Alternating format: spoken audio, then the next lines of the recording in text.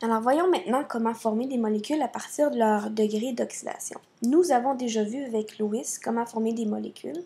Alors ici, j'ai déjà préparé de l'aluminium et de l'oxygène. J'ai mis le nombre d'électrons de valence de chacun de ces éléments-là. Et lorsqu'on procède aux échanges selon Louis, on se retrouve avec 3 atomes d'oxygène et 2 atomes d'aluminium, donc des ions de chacun qui forment une molécule de Al2O3. Cette méthode-là est possible, mais elle est assez longue et lorsqu'on a des ions polyatomiques, elle n'est pas très commode. Alors, voyons maintenant comment on peut former des molécules à partir du nombre d'oxydation. J'ai ici des exemples de molécules qui ont été formées. Qu'est-ce qu'on peut remarquer? Alors, on peut regarder ou observer que le nombre d'oxydation de l'aluminium est devenu l'indice de l'oxygène dans la première réaction. Et si je regarde l'oxygène, de l'ion oxygène, le 2, est allé à l'indice de l'aluminium. On observe la même chose pour le nombre d'oxydation du carbonate qui est allé comme indice dans le potassium dans le K2CO3.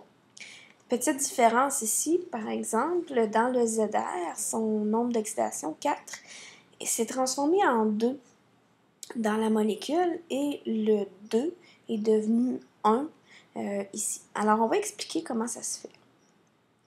Alors, il y a un truc qui existe. On peut prendre les degrés d'oxydation des ions. Ils vont devenir les indices des atomes auxquels ils sont reliés dans la molécule. Par exemple, Al3+, si on prend le 3, il va devenir l'indice de l'oxygène dans la molécule.